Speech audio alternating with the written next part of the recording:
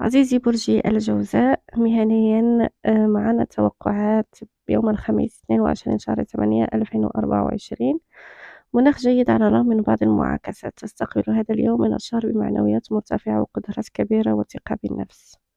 عاطفيًا واجتماعيًا بالنسبة للمتزوج طبعًا يجب عليك أن تحاشى النزاع والجدال مع الحبيب، فقد يتطور ويتهدم سقف البيت الذي يجمعكما. الأعزب قد تصادف بعض المعلومات التي تساعدك على فهم شريك حياتك فتتجه العلاقات لشكل أفضل لكم. لا تهمل التفاصيل الصغيرة. برج الجوزاء صحيا، الاهتمام بالوضع الصحي أمر دقيق ومهم جدا، ويتطلب التخلي عن مغريات كثيرة. لا تترك الشكوك تبعدك عن ممارسة الرياضة اعتقادا أن لا جدوى من ذلك.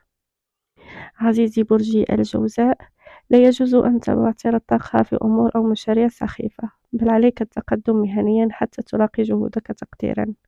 تبادر اليوم إلى اتصالات مجدية على الصعيد العملي والعاطفي وأخبار سعيدة، أو تطرأ عليك ظروف أو مفاجآت تجعله مميز، فربما تمتلك فيه شيء يسعدك.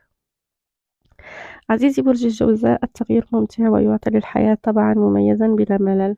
لا تعيش بشكل روتيني كل يوم، استمتع بكل ما تفعله واترك فورا أي شيء يثير ضيقك. الحياة قصيرة ويجب أن تعيشها بسعادة أيضا يا برج الجوزاء.